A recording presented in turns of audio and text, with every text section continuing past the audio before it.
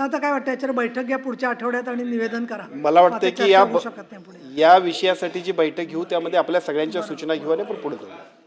बरं बैठक घ्या. कारण आता सभागृहात काही होणार नाही याच्यावरती. आता विधेयक क्रमांक 2 सन्माननीय मंत्री महोदय आपलं विधेयक.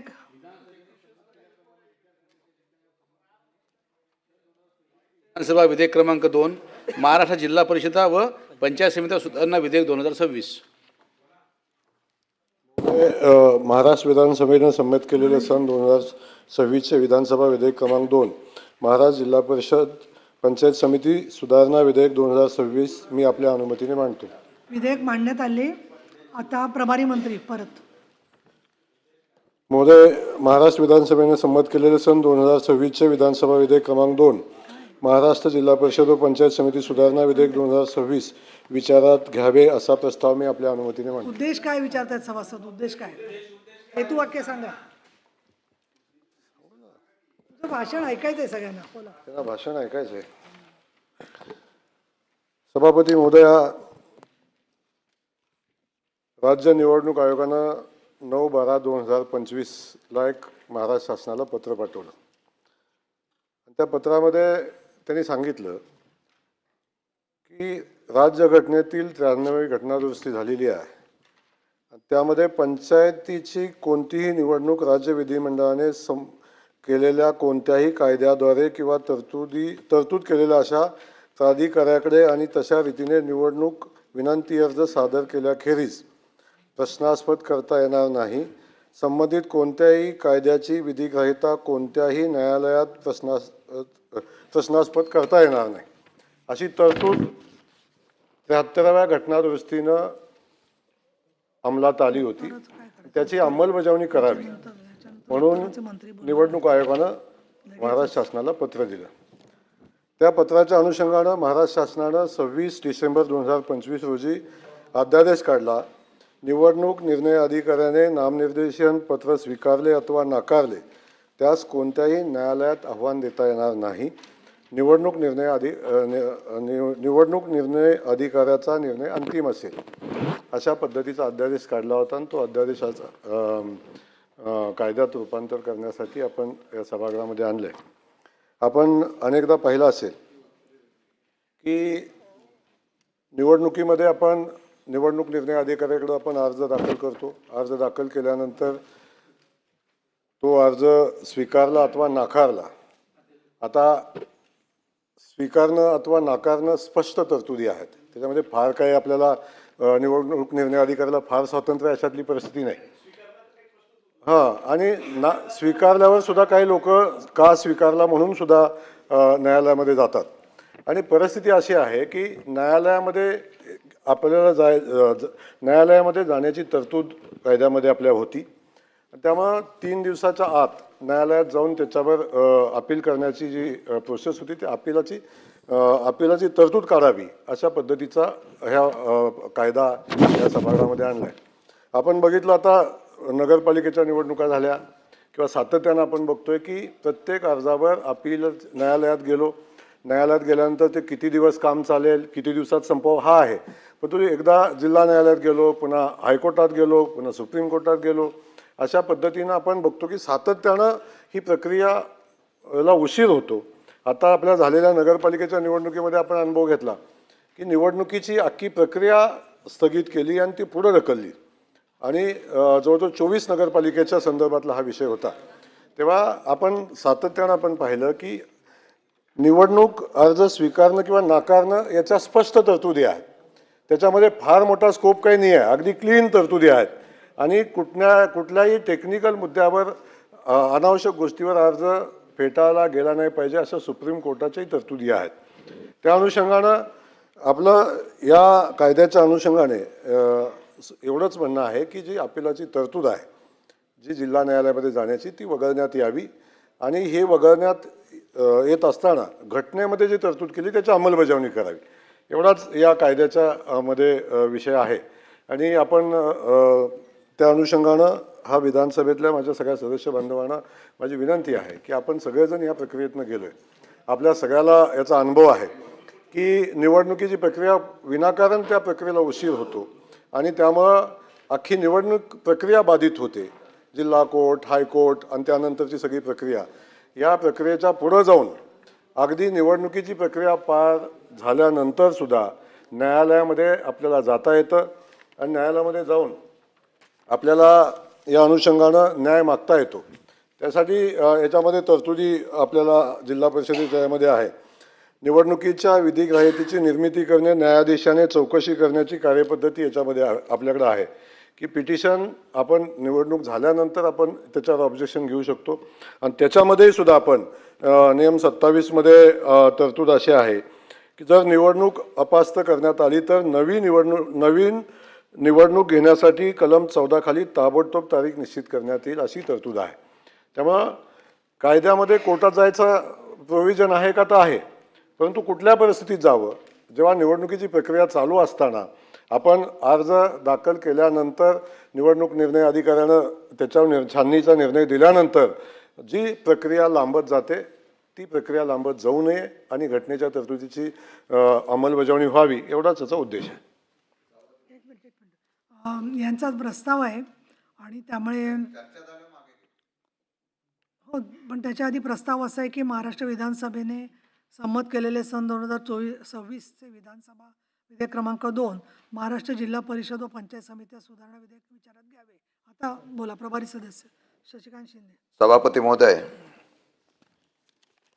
विधेयक क्रमांक 2 महाराष्ट्र जिल्हा परिषद पंचायत समितीच्या अधिनियम 1961 यात आणखी सुधारणा करण्याच्या संदर्भातलं विधेयक या ठिकाणी मांडण्यात आलेलं आहे. म्हणजे सरकार बहुमतावर आल्यानंतर काय होतं याची प्रचिती इथं पाहायला मिळते. विधिमंडळामध्ये बहुमतावर आपण मंजूर केलेला आहे, विधान परिषदेमध्ये सुद्धा मंजूर करा.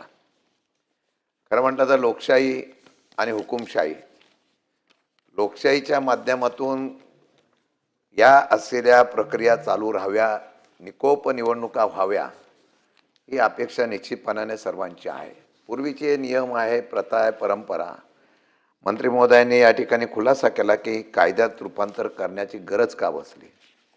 मला वाटतं पूर्वीच्या कायद्यात आणि आत्ताच्या कायद्यामध्ये बदल करण्याचा अधिकार हा कोर्टापेक्षा आम्ही श्रेष्ठ आहोत अशा प्रकारचा निर्णय घेण्याची प्रक्रिया ह्या बिलात तुम्हाला पाहायला मिळते.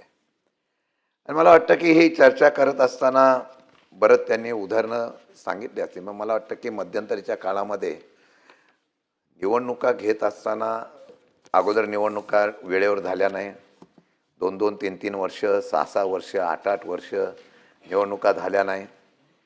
माझा आजही आरोप आहे की ते निवडणुका न घेण्याचं कारण असं होतं की परत सत्ता यावी आणि सत्ता येण्याच्या संदर्भामध्ये जर निवडणुका झाल्या तर समोरच्या पक्षाला कार्यकर्ते मिळतात, पक्ष उभा राहतो, उमेदवार विजयी झाला नाही झाला तरी तो त्या असलेल्या पक्षाची एकनिष्ठ राहतो. लोकसभा विधानसभेच्या निवडणुकीला महानगरपालिका, नगरपंचायत, जिल्हा परिषद, पंचायत समिती या सगळ्या निवडणुका पुढे गेल्या. त्याचं कारण असं होतं की तांत्रिक मुद्दा नव्हता. तो निवडणुकीचा निकाल त्यावेळेला लागला होता, तो निवडणुकीचा निकाल आज लागला आणि नंतर निवडणुका घेतल्या. तशाच निवडणुका त्यावेळेला सुद्धा निर्णयाप्रमाणे होऊ शकत होत्या. आरक्षण असेल वगैरे बाकीच्या सगळ्या मुद्द्यावर चर्चा झाली. परंतु मला सांगावं लागतं की राज्य सरकारच्या मनामध्ये जे घडतं तेच अंमलबजावणी करावं अशा प्रकारचा निर्णय कदाचित, माझं चुकीचं मत असेल, मी कोर्टावर विश्वास ठेवतो, पण कदाचित कोर्टाच्या असलेल्या निर्णयात होतो का. आता अशी शंका येत असताना कोर्टाचाच अधिकार आता काढूनच घेतला पाहिजे, कोर्टाला कशाला आपण करायचं, अशा प्रकारचा हा बिलामधून या ठिकाणी सुतवाचित आहे. सभापती महोदय, मला सांगावंसं वाटतं की गेल्या काही वर्ष जर त्यांनी निवडणुका अगोदर घेतल्या तर कदाचित लोकसभा विधानसभेचा निवडणूक काही प्रमाणामध्ये बदल वेगळ्या पद्धतीने लागला असता, परंतु आपण लांबवला. आणि आता ह्या निवडणुका कोर्टाने सांगितल्या की इतक्या दिवसाच्या आत तुम्हाला घ्याव्या लागेल. त्यावेळेला तुम्ही निवडणुका घेतल्या नाही तर तुमच्याकडं इतक्या वर्ष प्रशासक म्हणून तुम्ही चांगल्या पद्धतीने आबाद होतं, ना पंचायत समिती सभापती होता, ना जिल्हा परिषद सभापती अध्यक्ष होता, ना नगरपालिकेचा पंचायतीचा नगराध्यक्ष होता, महापौर नव्हते, सगळे. आणि एका खांबी म्हणजे एकाने चालवायचा सर्व प्रशासन, मंत्रालयातून थेट प्रशासन. जर कोर्टाने सांगितलं नसतं तर गुलाबराव ह्या निवडणुका आत्ताही झाल्या नसत्या. कारण सरकारला हे नको होतं मध्ये कार्यरत करणारी मंडळी. पण असो, कोर्टाने सांगितल्यामुळे यांनी निवडणुका घेतल्या. पूर्वीची प्रथा होती की निवडणुकीची प्रक्रिया राबवली जायची, ती कमीत कमी 30 ते 40 दिवस असायची. आता ही निवडणुका घेण्यासाठी बंधन घातल्यानंतर ती प्रक्रिया राबवताना जो काही नियम निकष आहे मंत्री महोदय, त्यामध्ये म्हणजे फॉर्म कधी भरायचा, फॉर्म भरल्यानंतर हरकती कधी घ्यायच्या, हरकती घेतल्यानंतर त्याने अपिलात जायला, कोर्टामध्ये जायला, अपिलात जायला 4 दिवसाची मुदत होती, 3 दिवसाची सॉरी. ती दुर्दैवाने निवडणूक आयोगाने जो कार्यक्रम जाहीर केला, आज आमचं म्हणणं आहे की निवडणूक आयोग नक्की आणि कोर्ट आता निपक्षपणाने काम करतो का याच्यावर पण शंका यायला लागलेली आहे. निवडणूक आयोगाने ज्यावेळेला प्रोग्राम जाहीर केला त्यांनी त्यावेळेला नेमकं अपिलात जाण्याच्या बाबतीमधला जो मुद्दा होता तोच नेमका गाळला आणि त्याचा परिणाम असा झाला की लोक कोर्टात गेली आणि त्यामुळे अनेक निवडणुकीला स्टे दिला गेला.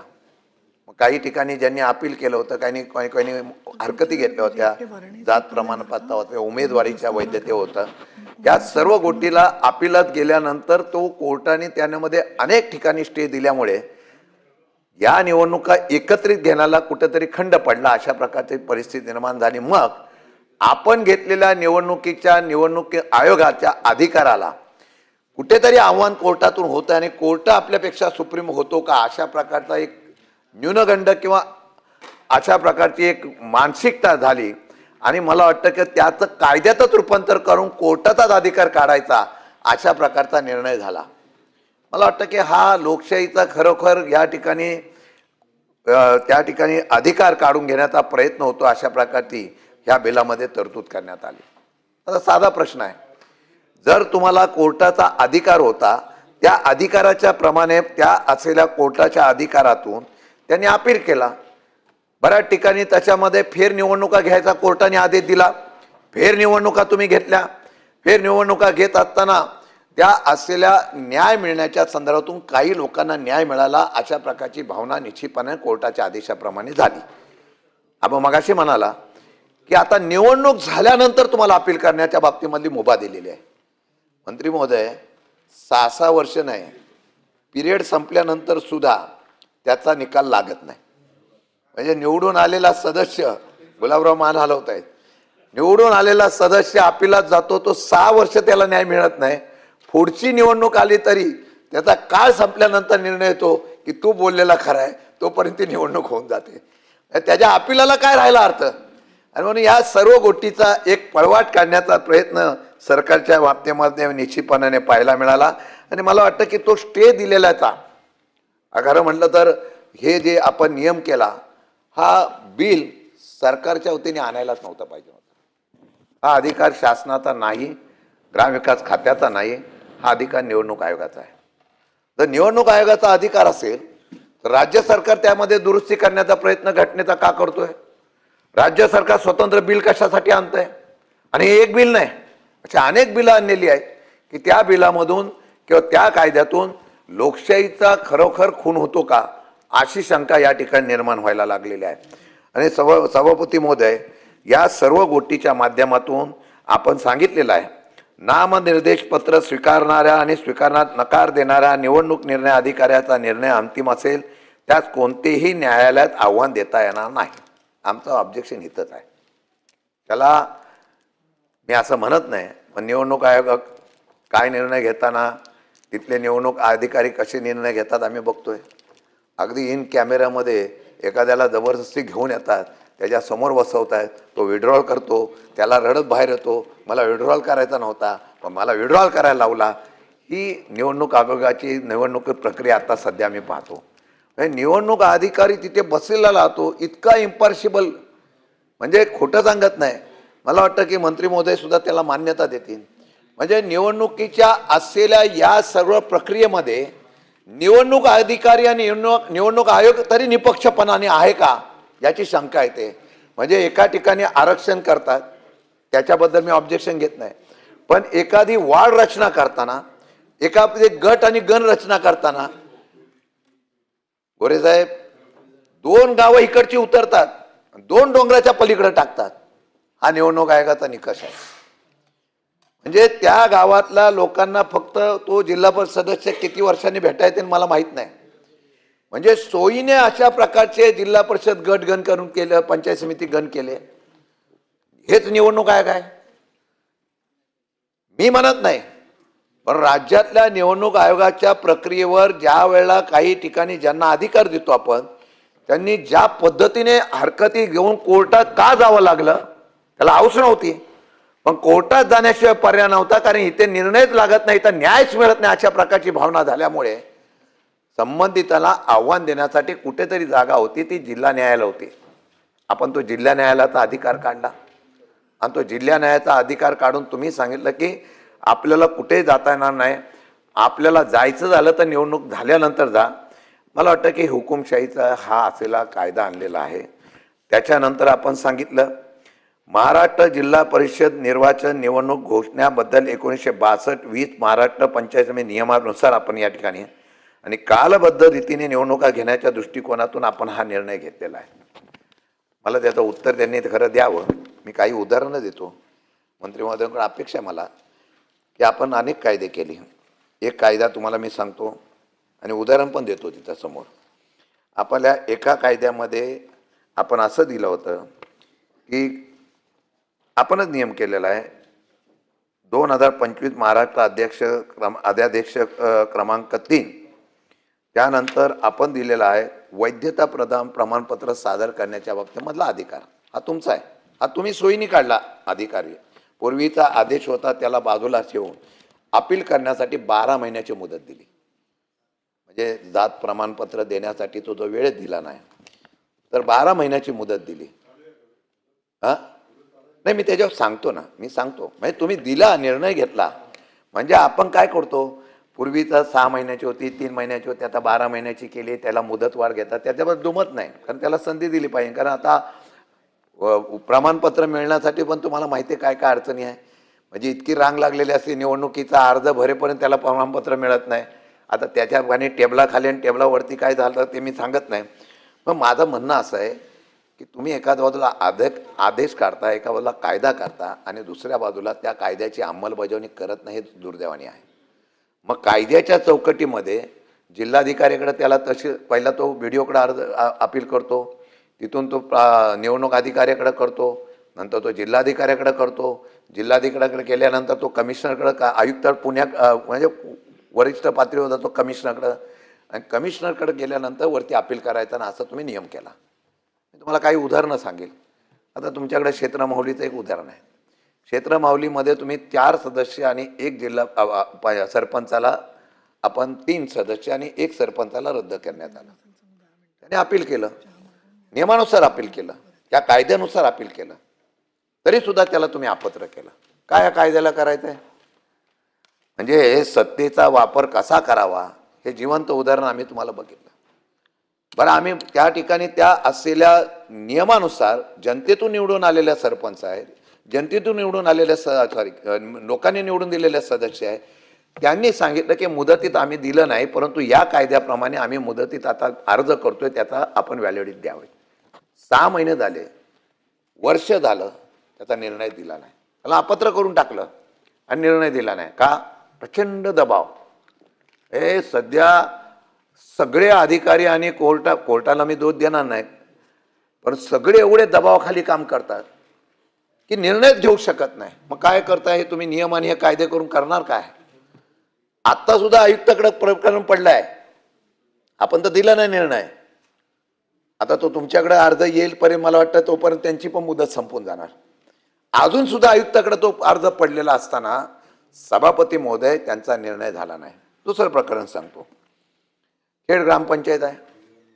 मी माझ्या इकडचे 2 सांगतो, अशी बरेच राज्यामध्ये प्रकरणं घडलेली आहे. तिथे तुमच्या नियमानुसार एखाद्या ठिकाणी सरपंच त्या ठिकाणी किंवा ग्रामसेवक मंत्री महोदय या असलेल्या भ्रष्टाचारामध्ये सापडला की त्याला ताबडतोब कारवाई करण्याची तुमची कायद्याची प्रोव्हिजन आहे. त्यामध्ये अधिनियम 54 प्रमाणे तुम्ही तरतूद केलेली आहे. हा तुमचा आदेश आहे याचा. आता त्याला सीओ पासून सगळ्यांनी सांगितलं की हे खरं आहे, याच्यामध्ये तो भ्रष्टाचारात अडकलेला आहे. हे सीओचा रिपोर्ट गेलेला असताना सुद्धा अजून सुद्धा त्याच्यावर कारवाई झाली नाही. आता त्याचा पिरियड संपेल, परत त्याच्यावर कारवाई कधी होणार?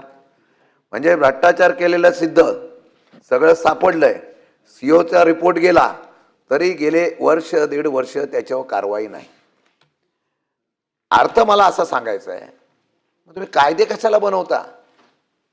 तुम्ही एवढा सत्तेचा वापर जोरदारपणे करताय, यासाठी कायदा बनवण्याची गरजच काय? त्यापेक्षा तुम्ही डायरेक्ट आदेश काढत जा. आता काही दिवसांनी तसंच होणार आहे.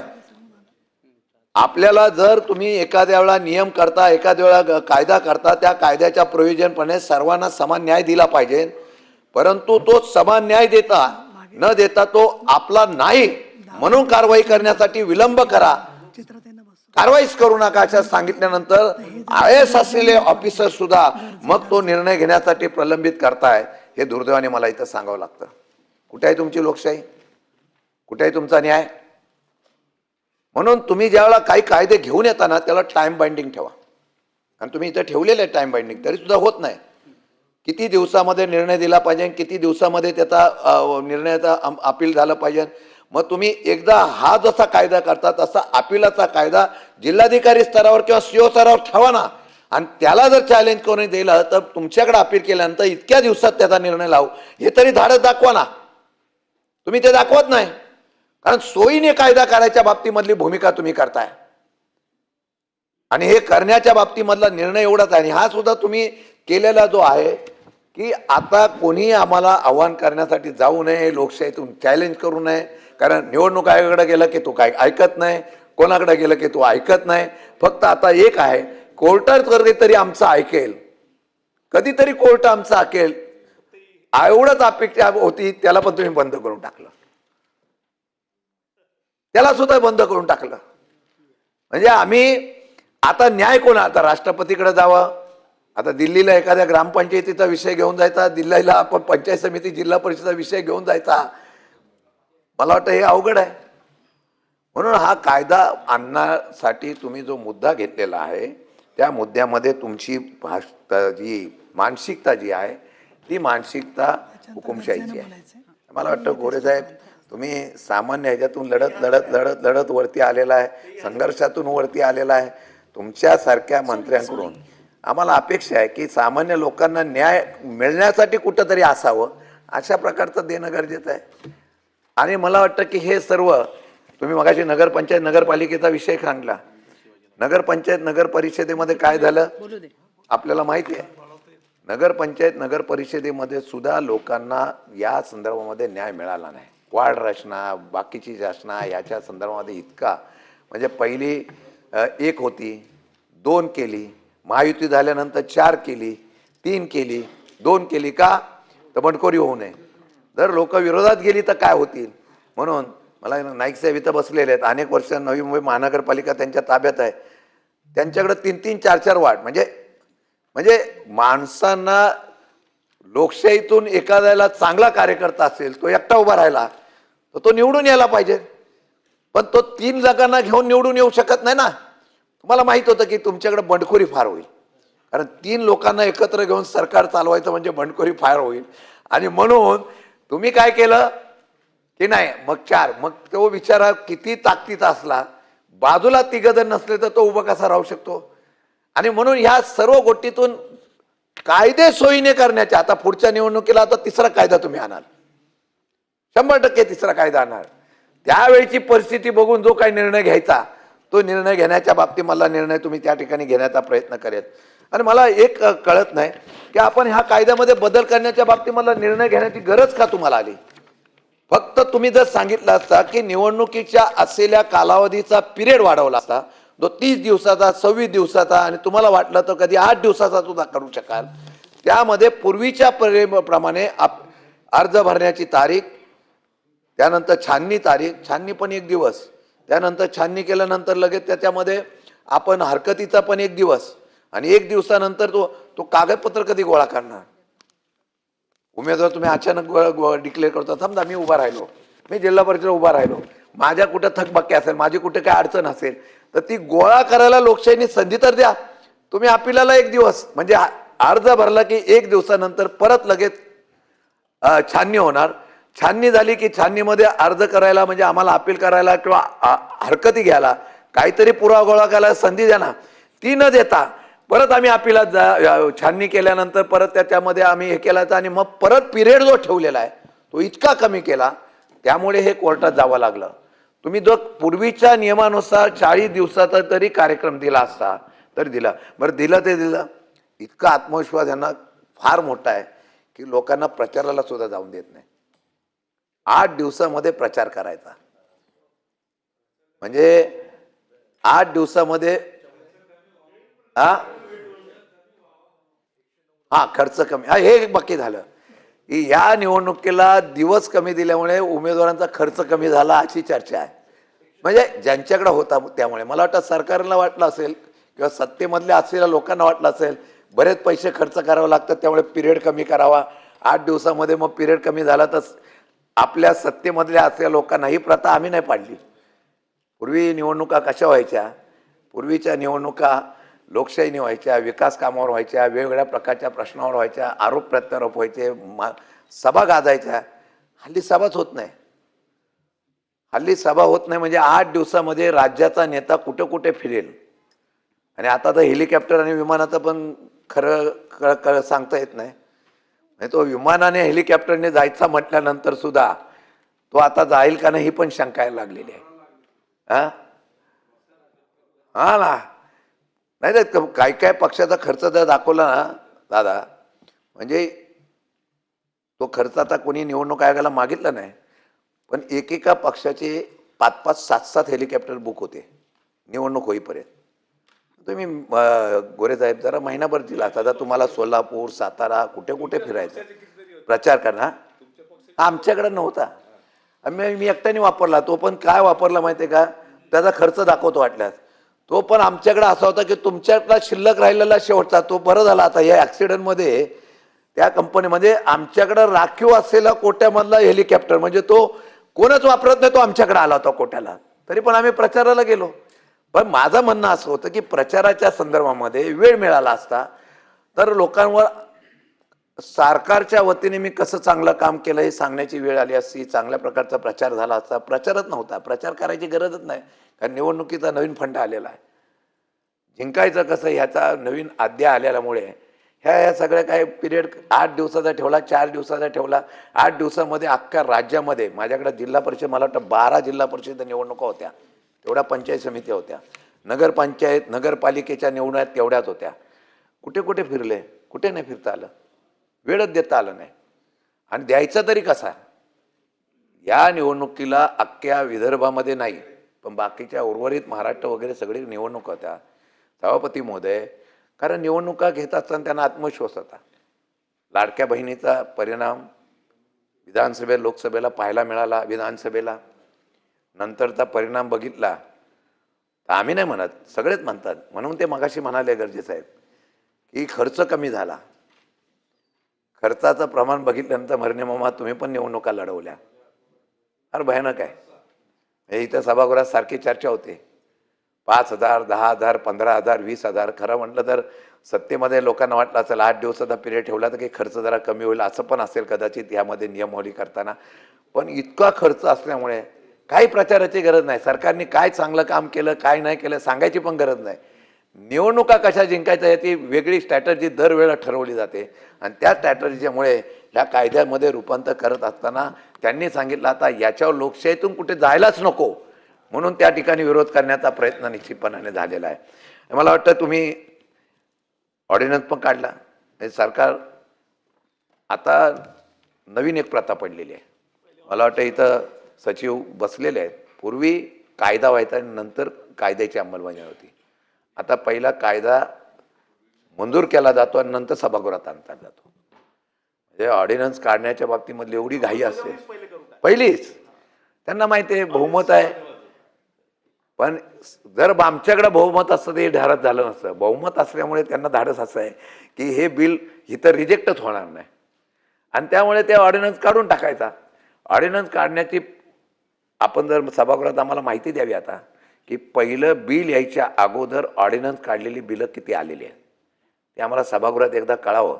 आठवले साहेब आम्हाला कळून द्या एकदा किती ऑर्डिनन्स पहिले काढल्यानंतर कायद्यात किती रूपांतर झाले.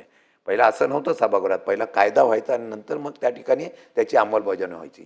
आता ही नवीन प्रथा आहे, नवीन परंपरा आहे आणि मला वाटतं की हे ऑर्डिनन्स काढायच्या अगोदर या ठिकाणी आणि राज्यपालाला आपण लिहितो 6 महिन्यात मुदत संपाय गतिमान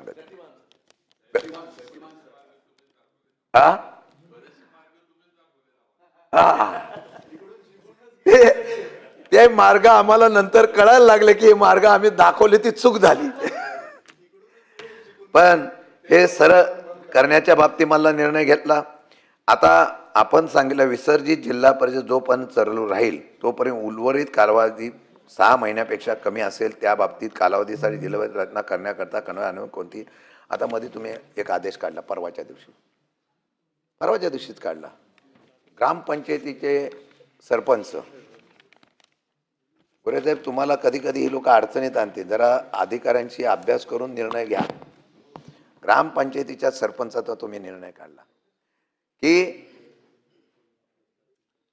मुदत संपली तरी ग्रामपंचायतीचा जो सरपंच असेल तो पुढची निवडणूक होईपर्यंत तो कायम राहील. 6 महिन्याने 1 वर्षाचा पिरियड त्यांनी टाकला त्याच्यात. पण पूर्वी पण असे निर्णय झालेले आहेत. म्हणजे आता निवडणूक घ्यायचीच नाही अशासाठी काय होतो का शंका यायला लागली. उद्या नगरपालिका महानगरपालिकेचे महापौर सुद्धा निवडणूक होईपर्यंत त्यांना कायम ठेवण्याच्या बाबतीमधला निर्णय येतील. 6 महिन्याचा आणि 1 वर्षाचा कालावधी किती आम्हाला मग परत सांगतील की हा 6 महिने संपला तर परत 6 महिने पुढे वाढवून द्यायचा का. मला वाटतं की कोर्टाने सुद्धा तो रद्द करण्याच्या बाबतीमधला निर्णय घेतला आणि ह्या सरकारने जो निर्णय घेतला होता त्याला मागं घेण्याची नामुष्की सुद्धा तुम्हाला आली. कोर्टाने त्यामध्ये सांगितलं नाही घेतला का कोर्टाने सांगून सुद्धा केला नाही.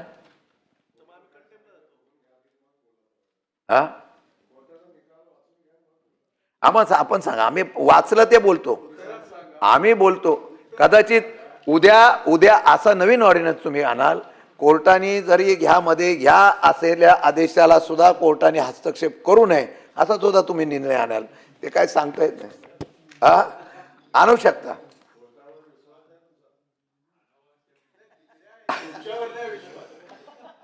हे आम्ही पेपरात वाचलो. आम्ही पेपरात वाचलं की सरपंचाला जी काय प्रशासक म्हणून आपल्याकडे प्रशासक सुद्धा किती वर्ष ठेवले. आता सुद्धा प्रशासक आहे काही ग्रामपंचायतीवर. आपण आता प्रशासक सुद्धा ग्रामपंचायतीच्या निवडणुका मुदतीत होत होत्या आता त्या सुद्धा होत नाही. त्यामध्ये त्यांना पण प्रशासक ठेवले 1-1, 2-2, 3-3 वर्ष प्रशासक तिथं नेमलेले आहेत. आणि या प्रशासकाच्या बाबतीमध्ये आपण निर्णय घेतला की आता प्रशासक राहणार नाही, तो ग्रामपंचायतीचा सरपंच असेल तो सरपंच पुढच्या 6 महिने त्याच्यावरती नाही अशा प्रकारचा तुम्ही प्रशासक म्हणून त्यांना नियुक्ती केली. त्याला कोर्टाने स्टे दिला असेल आपण खुलासा करावा. माझं कदाचित चुका असेल परंतु वेगवेगळ्या प्रकारचं न्यायालयामध्ये आपण आव्हान न देऊ म्हणून तुम्ही त्याप्रमाणे निर्णय घेण्याच्या बाबतीत मला निर्णय घेतला. मला वाटतं की आपण ह्या सर्व गोष्टीच्या बाबतीमध्ये निर्णय घेत असताना राज्यपालांना सुद्धा किती ऑर्डिनन्सवर सह्या कराव्या लागतात खरं विचारायला पाहिजे. मी त्या दिवशी बोललो त्यांच्या नावामध्ये आचार्य आहे, देववर व्रत आहे, त्या देवाला तरी निदान ह्या सह्या करण्याच्या संदर्भात मग सांगू नका. चुकीचे निर्णय चुकीचे लोकशाहीला हा सरळ धोका आहे. लोकशाहीच्या माध्यमातून जर कोणाला अर्ज त्याला कोणी अपील त्याने कोर्टात न्याय मागू नये अशा प्रकारचा निर्णय घेण्याच्या बाबतीत मला निर्णय घेत असाल तर मला वाटतं या ठिकाणी आपलं चुकीचं आहे असं माझं म्हणणं आहे. म्हणून हे तुमचे निर्णय तुमचे सगळे या आहे. खरं म्हटलं तर कायदा झाला तर त्याची अंमलबजावणी करा. मी 2 ग्रामपंचायत सांगितल्या, अशा बऱ्याच ग्रामपंचायती आहेत. आपण माहिती घ्या कुठे कुठे अशा प्रकारचे अपील आहेत, त्याला किती दिवस लागले, किती वर्ष लागले, काय करताय, ह्या सर्व गोष्टीचा आढावा घेणं गरजेचं असल्यामुळे मला वाटतं की आपण या असलेल्या बिलाला हा मी विरोध करतोय. या बिलाच्या संदर्भामध्ये जे काही आपण एक हुकुमशाही आणण्याचा प्रयत्न होतो आणि हुकुमशाही फार काळ चालत नसते. आपण या जगाचा, देशाचा सगळा आणि पूर्वीचा इतिहास बघितला, ज्यांनी ज्यांनी हुकुमशाही केली ते सगळे संपले.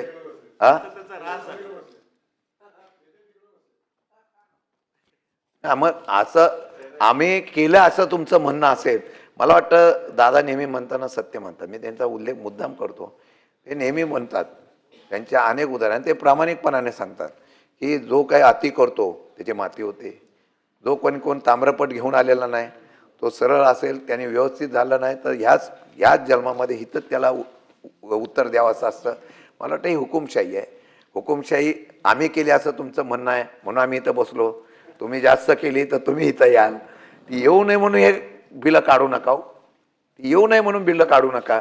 आणि ती बिलं काढण्याच्या संदर्भातला आपण जे निर्णय घेताय, वेगवेगळ्या प्रकारचे आदेश काढताय, आदेश लादताय, लोकांच्या मनामध्ये असो नसो तरी लादण्याचा प्रयत्न करताय, ते मला वाटतं की ते चुकीचं आहे.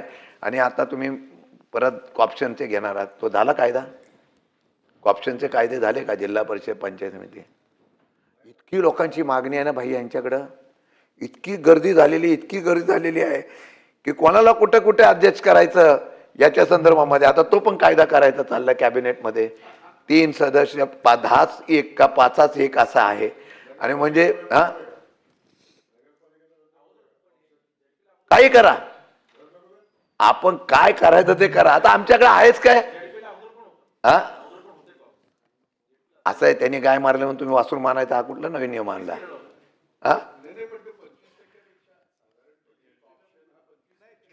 जेडपीला नव्हता.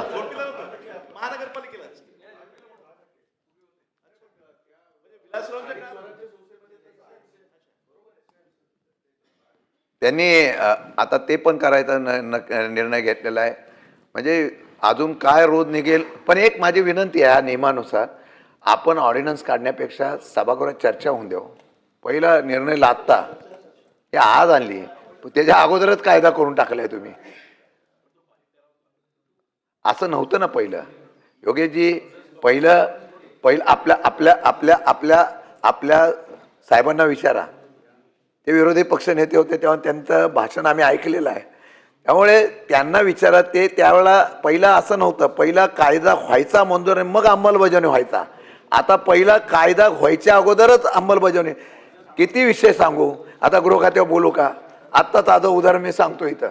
म्हणजे काय अधिकाराचा इतका वापर केला जातो, इतका सत्तेचा वापर केला जातो. मी सकाळी सुद्धा सांगितलंय का या चर्चेमध्ये की कोणाला कसं आणायचं, कुठल्याही परिस्थिती आणायचं त्याचा सुद्धा वापर केला जातो. म्हणून मी मगाशी सकाळी त्यांना सांगितलंय, कायदा केला तर तो लोकांसाठी असावा. मग कायदा सत्तेसाठी वापरण्याचा प्रयोग हा ज्यावेळेला होतो तो चुकीचा आहे. मला वाटतं की तो चुकीच्या पद्धतीने केला जातो. जिल्हा परिषद, पंचायत समिती, नगरपालिका, महानगरपालिका, गृह खातं असेल, कुठलंही खातं असेल, प्रत्येक ठिकाणी ज्या वेळेला या ठिकाणी अशा प्रकारचा निर्णय लादून आपल्याकडे सत्ता घेण्याचा प्रयत्न होतो तो फार काळ टिकत नसतो. कायदे होत असतात. मला वाटतं की आता देश पातळीवर युद्ध चालू आहे, राज्य पातळीवर आता युद्ध चालू आहे, आता जगाच्या पातळीवर पण युद्ध गेलेलं आहे.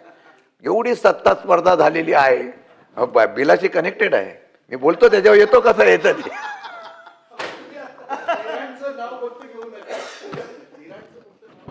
नाही मी हुकुमशाहीचं सांगतोय. हुकुमशाही कशा पद्धतीने जगाव का अशांतता आली? सत्ता स्पर्धा, बाकी काय नाही. राज्यात पण ती सत्ता स्पर्धा आहे. जगामध्ये ही सत्ता स्पर्धा का निर्माण झाली? मी मोठा का, मी शक्तिशाली का, हे दाखवण्यासाठी स्पर्धा झाली.